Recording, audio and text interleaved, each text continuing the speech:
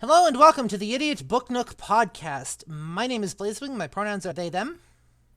I am the reading dragon, and my pronouns are she, her. I'm Lady Punnet. My pronouns are primarily she.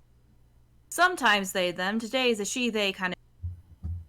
And I'm Critter Shy. My pronouns vary from her to they, and I'm a her day.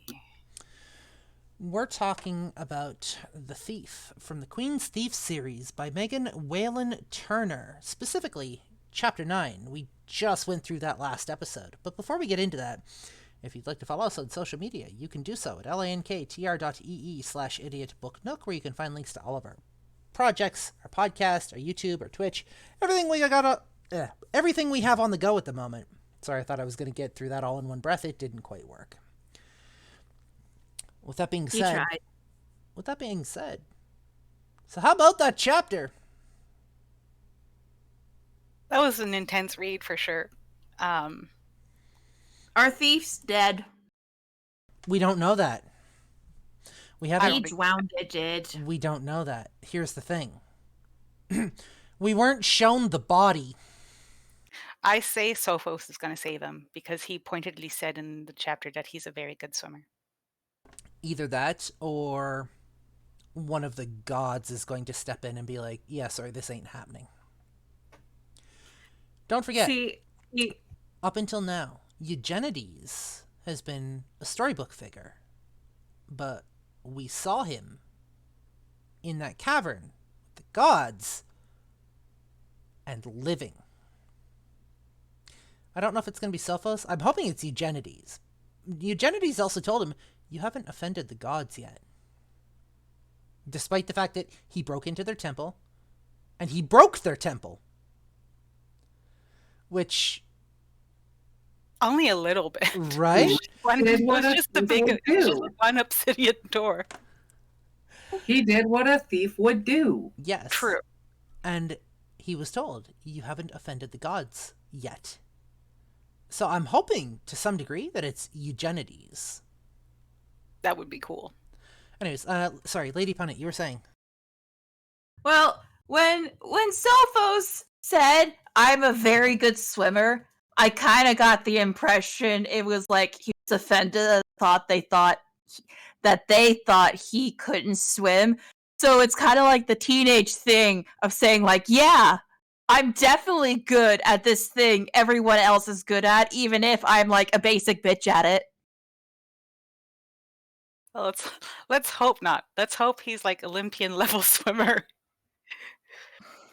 Let's talk about the fact that the gods are now pretty much confirmed to be more than just stories. They are confirmed to be actual beings, and that he has actively been, and that Jen has actively been conversing with them in his dreams. I mean, I definitely saw something like this coming with the Dream Lady. Yep. And then, yeah, when he was definitely like when he talked about like the statues and everything, that it definitely clicked. I think it's hilarious that Aractus, the betrayal brother, is the one that's in charge of fucking up the maze for whoever goes in there. I wonder if that's some sort of like punishment or something. Well, Aracthus also very much... I'm getting very much mental images of, like... what's normal to the spider is chaos to the fly type vibes. Mm-hmm. Yeah, definitely. And I'm wondering how many legs Aracthus has. Just saying. Ugh. Yeah, I don't want to think about that. I picture him as being like a perfectionist and being like, I have this whole system. This system has worked for hundreds of thousands of years, and you keep putting rocks in the way, and it's messing up my system. So we're moving the rocks. The like rocks aren't spider. here. Like a spider. Yeah. Spiders are very particular about their webs. Absolutely they are. I mean, unless he just like gets like spat out by the river and like they just see him go whee and they catch him. So, I'm curious because we've seen the statues of the gods. Well, the statues of the gods. But it was hinted that the statues do move because the goddess Hephaestia looked at Jen for a long moment, Yeah. which makes me wonder if it's not some sort of actual living stone and they're just like biding their time. They're immortal. Rocks, as far as we know, do exist in some form for eternity. So I'm wondering if this might be some form of like living stone with an actual soul in it. Yeah, I mean, it could definitely be, or it's just like how they exist on this plane kind of deal. Weeping angels. They can Yeah, only move when you're not looking at them. I Mhm. did have a little bit of a thought of that when he was wandering around. I'm like, no, no, no, don't look away. Don't look away. Look away and you're dead. Blink and you're dead. But Also, Well, I was somebody's gonna say, I'm just glad we're here. Like, some I'm glad we finally made it. I'm glad he's got the stone. I don't think he's gonna drown. Something's gonna save him. So that there. um they also made a very big deal about that ring that he found. What was on the ring? A dolphin. and breaking waves, Mhm. making the emerald imperfect. Yes.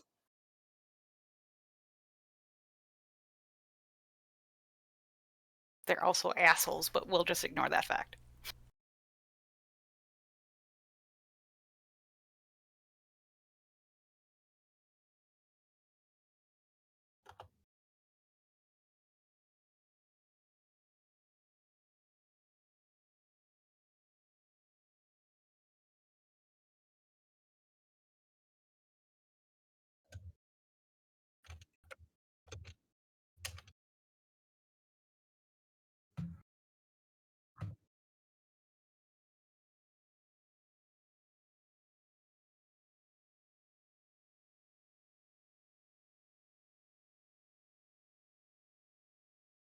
It does have a MacGuffin vibe for sure.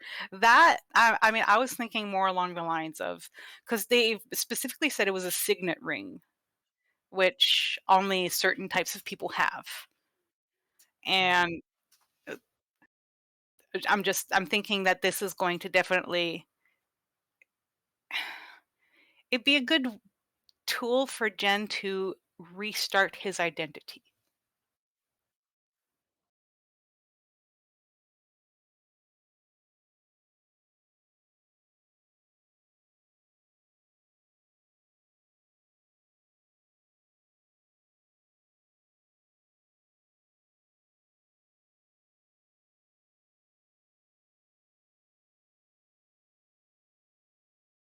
Safe and Jen did not give him the ring.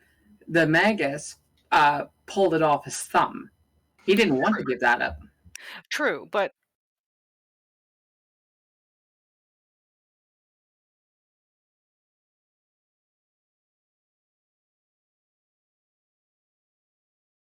see, at first, like, for all I know, that's actually the case, and the Magus was just being a great poker face man.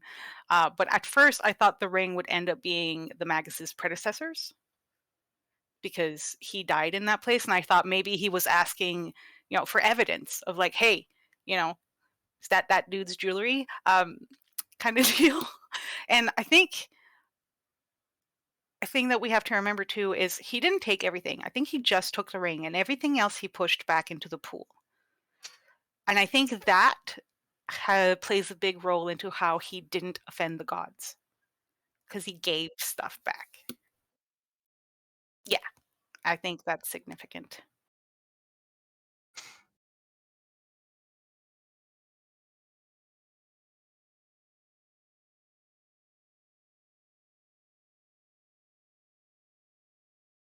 Mm.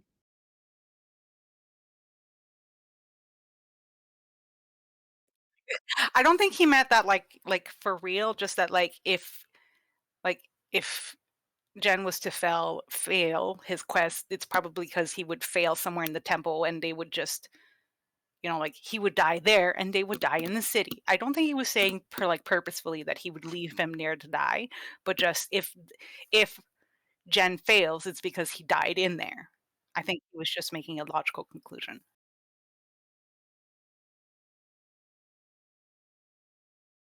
I mean, that could have been a double meaning for sure. I would not pass it. Like, yeah, I would definitely wouldn't pass it past this guy. But on the other hand, Jen did say that, like, you know, murdering a dirty little thief was beneath the Magus's like self-belief or whatever.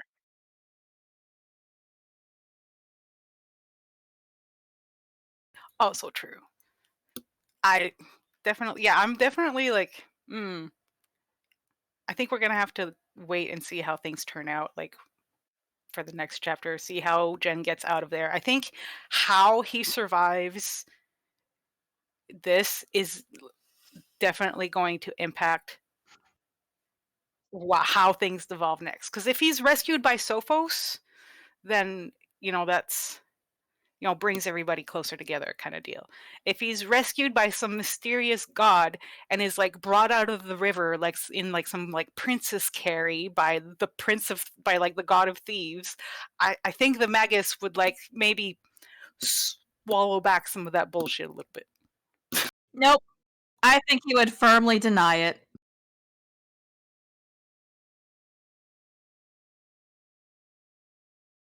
I think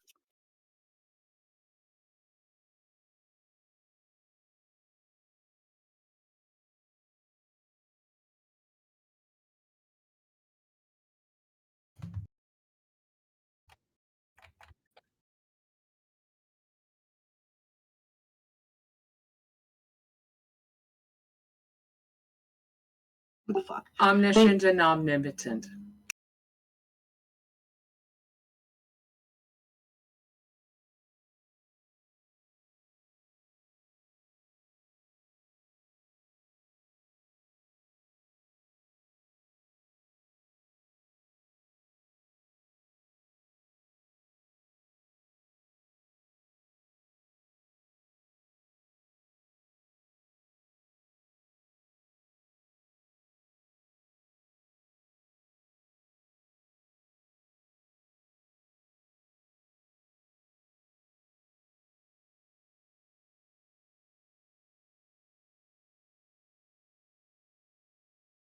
yeah. Well, I mean, we're not talking Zeus here.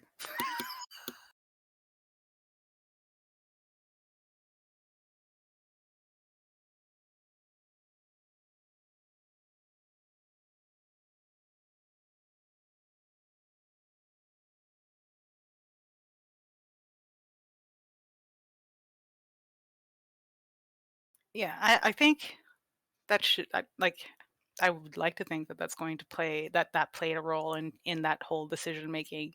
Um, though I did appreciate how the Magus was like once Jen was like doing his thing and like was at no longer just the sad sack they were dragging along. Just eating That food. yeah, like he said like I respect a craftsman, and that is what this man is. Like I appreciated that. Like I think like that tells us a lot about this guy that like why he I guess like trusted this task to Jen even though he ripped on him the entire time for getting caught, right? And I think in a way that also like explains why the gods responded the way they did because he is a craftsman, he is doing his craft. It's not out of greed or anything like that. He's just doing what he's doing, and he's doing a damn good job of it.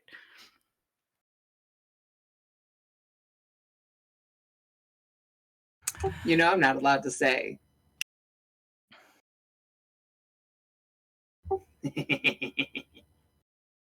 I think that most likely, I think Pole's gonna be the one to save Jin. I don't know. Pole seems important. Like, Oh. Embiotes, we've pushed Embiotes to the side. Embiotes is not important. Pole, on the other hand, has been getting a lot of screen time and shows to have, like, a base level of care for Jin. I've been muted on Twitch. What? Oh no. So none of that I was hear it. cut? Correct. I'm not anymore, but I was. Oh shit. Oh no. which means all they get is critter talking. Oh, no. Well, Okay, so I've given observations that you guys aren't apparently going to hear because I don't think I can go down that road again. That was kind of spur of the moment thought. I apologize. Fuck.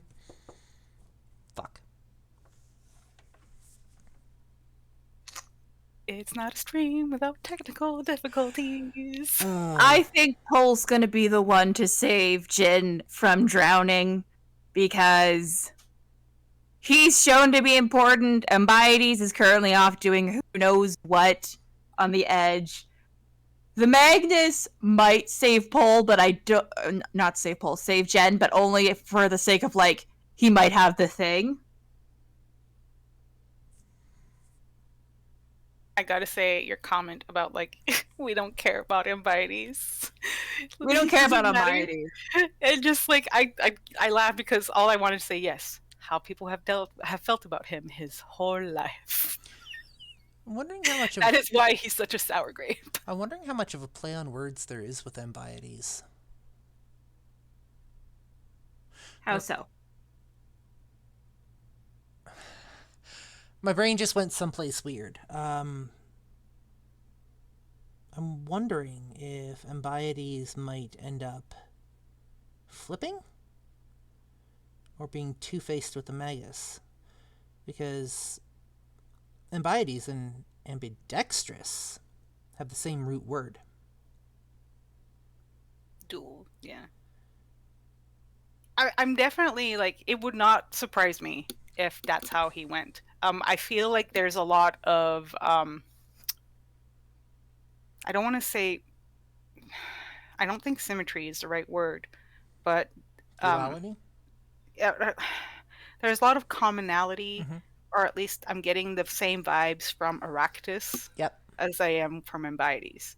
It's like we're seeing history being replayed with slightly different characters. What if Mhm. Aracthus is Ambiades? Just a random thought floating through my mind. That'd be cool. Judging by Dragon's reaction, that's not it. I think you are all making some very good points and coming up with some very good theories. I think you need to work on your poker face. I think I am doing just fine. I don't.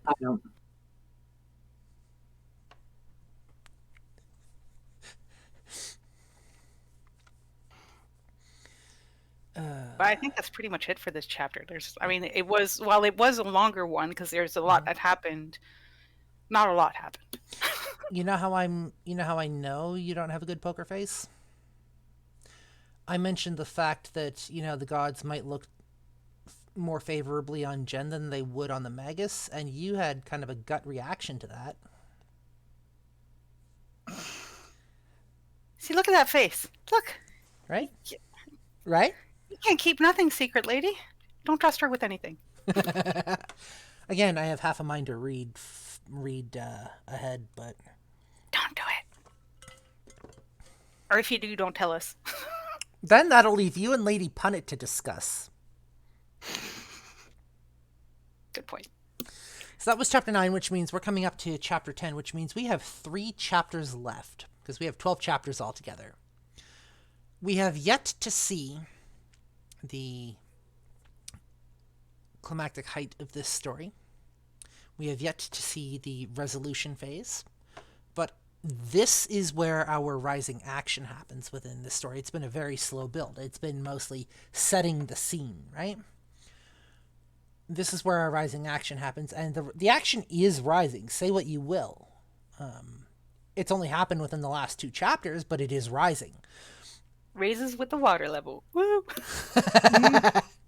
That sounds like a band's name. Right? Raising with the water level? Yeah. That does. Sounds like some weird indie band. I don't know about you guys. I want to see the gods lay some smack down on a bitch. Just saying. Mm-hmm. Agreed. It would be nice, yeah. Does anybody else have anything to talk about? There are more books to this series, so I'm when fully aware. Yeah, so when we get to those books, yeah, we might be able to. I haven't read the entirety of the series, so Fair. Does anybody else have anything they want to say? I'm curious how Moira is gonna play into this. Because you would think he would see Eugenides, but no. The god that he has interacted with the most is the person who apparently writes the history of men, which makes me wonder, is it like literal? Like she only writes the history of men, or does she also write the history of women? Is there a different god for that entirely? Moira is a storyteller at her heart, and she also records the names of people who do certain things, right?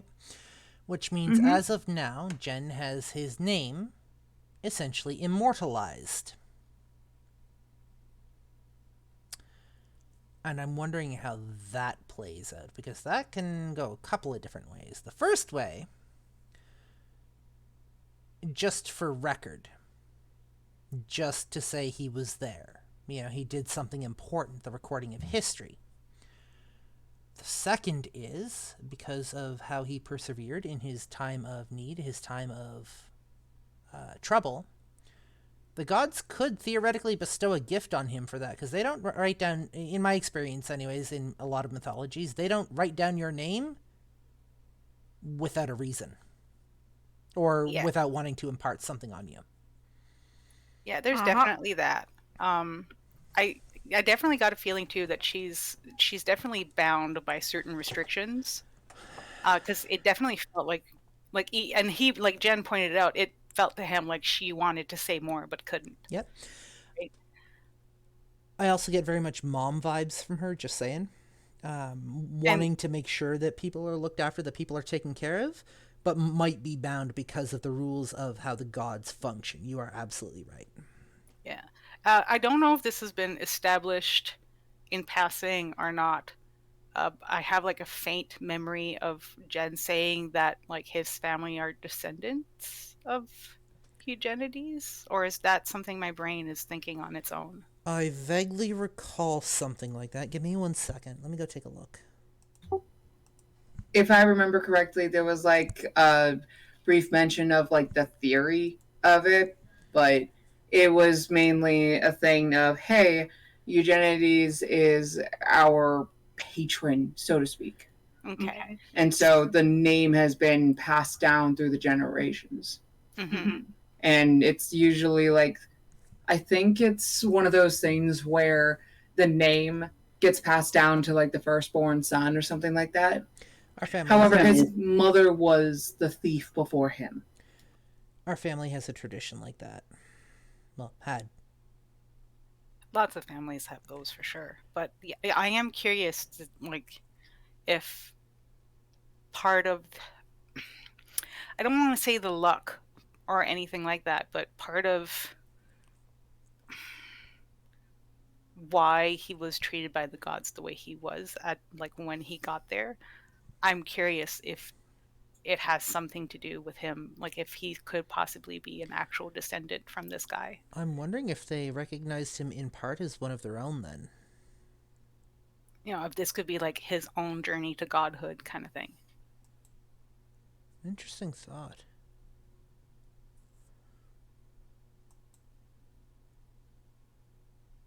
Because there's multiple books. There are. I'm curious to see where this goes, honestly. But yeah, that's all I got. Cool. I'm tapped out. Anyone else? I liked it. Yeah, go ahead. It was a good chapter. I enjoyed it. There was a lot of action in it. Yep. I enjoyed it. Dragon? I'm also excited to see where the rest of the series will go after book one, because the only book I've read in full was this book, and I was working on the second book during the height of the pandemic when bullshit happened, and I unfortunately had to like take a hiatus from that. That's fair.